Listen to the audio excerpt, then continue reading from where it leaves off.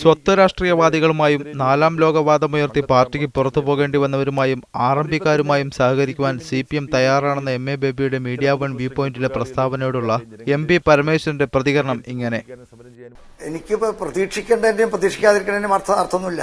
ഞാൻ വിട്ടുപോയിട്ടില്ല. നേരത്തെ പറഞ്ഞ മാതിരി എന്നോട് ആദ്യമായിട്ട് പാർട്ടി അംഗത്വത്തിൽ ക്ഷണിച്ചിട്ടാണ് ഞാൻ അംഗമായത്. ഇനിയും എന്നോട് ഞാൻ പാർട്ടി അംഗമായിട്ടിരിക്കുകയാണ്. പാർട്ടിക്ക് ഗുണകരം, പ്രസ്ഥാനത്ത് ഗുണകരമെന്ന് അവർക്ക് തോന്നി അവർ എന്നോട് ആവശ്യപ്പെടും. അപ്പോൾ ഞാൻ തിരിച്ചു പോവില്ല. അപ്പോൾ ഞാൻ അതിൻ്റെ ഉള്ളിൽ ഉണ്ടാവും. ഞാൻ പാർട്ടിക്ക് പുറത്തായതുകൊണ്ട് പാർട്ടിക്ക് യാതൊരു ദോഷവും ഇതേവരെ സംഭവിച്ചതായിട്ട് എനിക്ക് തോന്നുന്നില്ല.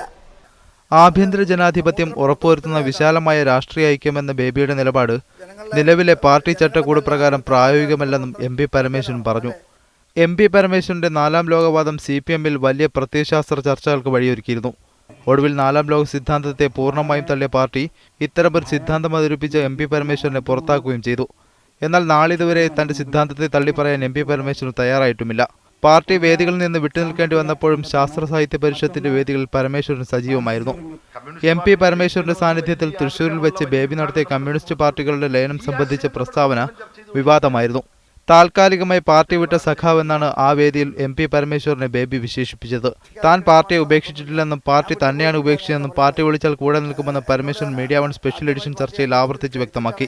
പാർട്ടി സമ്മേളനങ്ങൾ തുടങ്ങാനിരിക്കെ ഒരിക്കൽ CPM പൂർണ്ണമായി തള്ളിക്കളഞ്ഞ നാലാം ലോകവാദികളോടുള്ള ബേബിയുടെ മൃദു സമീപനത്തിനും MP പരമേശ്വരൻ അടക്കമുള്ളവരുടെ നിലപാടുകൾക്കും ഏറെ രാഷ്ട്രീയ പ്രാധാന്യമുണ്ട്.